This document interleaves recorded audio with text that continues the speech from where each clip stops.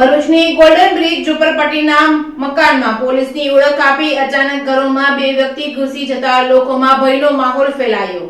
ભરૂચની golden bridge ઝુંપડપટ્ટીમાં આજે બપોરે બે અજાણ્યા વ્યક્તિ આવ્યા હતા। તેમણે પોલીસ તરીકેની ઓળખ આપી અનેક ઘરોમાં ઘૂસી જઈ દારૂ છુપાવ્યો હોવાનું જણાવ્યું હતું।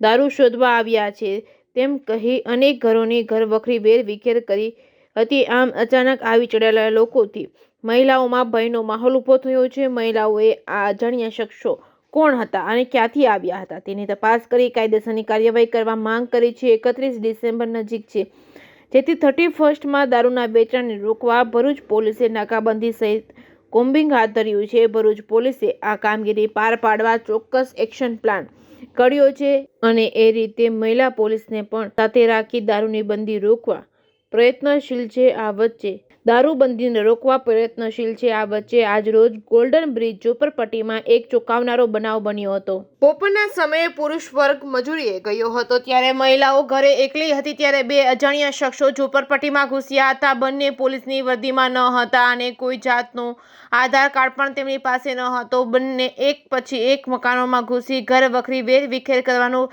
શરૂ કર્યું હતું। કેટલીક મહિલાઓએ આવું કેમ કરો છો તેમ પૂછતા તેમણે જણાવ્યું હતું કે ઘરમાં દારૂ સંતાડ્યો છે કે નહીં તે તપાસ કરીએ છીએ।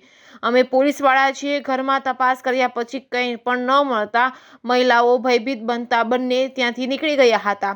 આ બનાવ બાદ સ્થાનિક મહિલાઓ ગભરાઈ ગઈ હતી। તેમણે જણાવ્યું હતું કે અમે મજૂરી કરીને ગુજરાન ચલાવીએ છીએ, દારૂ વેચવાનું કામ અમારું નથી। આ બંને કોણ હતા અને એમને ખબર નથી।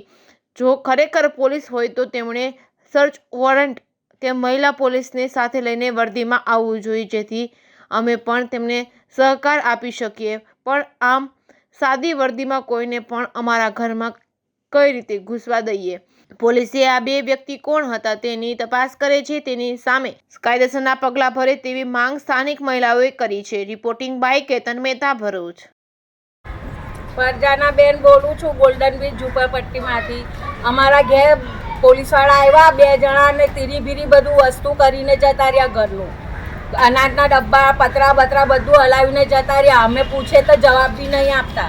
શા માટે ઘરમાં ઘૂસ્યા? એ લોકો એવું કહે કે ત્યાં ઝુંપડપટ્ટીમાં હોલ મેકેલા છે તો કઈ જગ્યા હોલ મેકેલા છે બતાડો નહીં। એટલે હોલ એટલે કયા હોલ? એ દારૂના હોલ।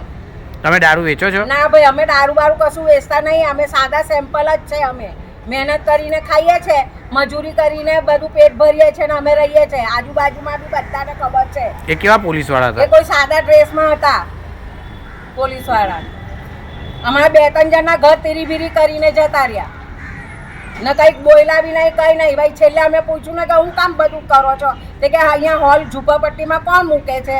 તમે કહો અમે કંઈ જાણતા નથી ભાઈ, જઈ વેચતા હોય ને કરતા હોય ત્યાં જાઓ ને ત્યાં તપાસ કરો।